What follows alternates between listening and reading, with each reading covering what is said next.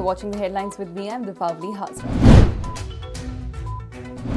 Several opposition parties stayed away from the anti-CAA and NRC meet called by Congress interim chief Sonia Gandhi. Parties like the TMC, DMK, Aam Aadmi Party, BSP, Shiv Sena and the Samajwadi Party skipped the event, while NCP, IUML, Left, RJD and the AUDF attended the meet. Mayawati cited differences with the Congress for not attending the meeting, while Mamata Banerjee skipped the meeting, calling Congress a hypocrite as it fights against the TMC in Bengal but seeks to be allies nationally. Interim Congress chief Sonia Gandhi addressed the opposition meet against NRC and CAA. She said the centre led by Prime Minister Modi and Home Minister Amit Shah were misleading the people and unleashing a reign of terror on the country. She said the centre stands exposed in its inability to govern and provide security to the people in the backdrop of the massive anti-CAA protests. Bihar Chief Minister Nitish Kumar expressed his reservations on the citizenship law in the State Assembly today.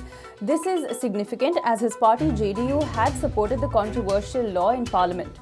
He further said that there was no question or need to implement NRC in Bihar. He has opposed the NRC earlier, but this was the first time he said it in the State Assembly. JNU Vice Chancellor M. Jagdish Kumar appealed to protesting JNU students to register for the winter semester and not lose one academic year. He said more than 50% of JNU students had already enrolled for the winter semester and had paid their hostel dues. Hundreds of Jamia Millia Islamia students gherawed the Vice Chancellor Najma Akhtar's office today, demanding registration of an FIR against Delhi police in connection with last month's violence on campus. Among other demands, they also want the university to reschedule examinations and ensure security of students. The Vice Chancellor said that the police is not filing the case and if required, they would approach the court as well. Union Minister Babul Supriyo called party colleague Dilip Ghosh's statement on protesters as very irresponsible. Addressing a public meeting in Bengal's Nadia, Dilip Ghosh earlier had criticized Chief Minister Mamata Banerjee for not opening fire and ordering a lathi charge on those destroying railway property during protests. He said the BJP-led governments had shot these people like dogs in other states. The Delhi High Court has issued notices to WhatsApp, Google, Facebook and Apple Incorporated on a petition seeking preservation of data, including CCTV footage, WhatsApp messages relating to the January 5th violence that took place at Delhi's Jawaharlal Nehru University. The court has also sought responses from Delhi police and the state government.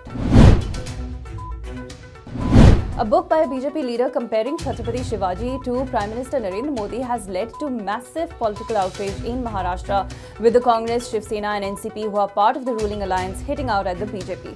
Terming it sycophancy, Shiv Sena's Sanjay Raut said the warrior king's descendants should clarify if they like the Prime Minister being likened to him. Walmart has fired around 56 of its India executives as part of its restructuring in India. The move underscores the struggles Walmart has faced in expanding its wholesale business in the country.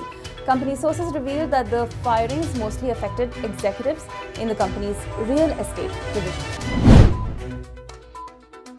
And teenage climate activist Greta Thunberg targeted Indian billionaire Gautam Adani's controversial coal mine project in Australia, tweeting with the hashtag #StopAdani. The Adani Group, however, seems determined to complete the project, which has come under intense criticism of environmentalists across the world. That's all for now. Stay tuned for more.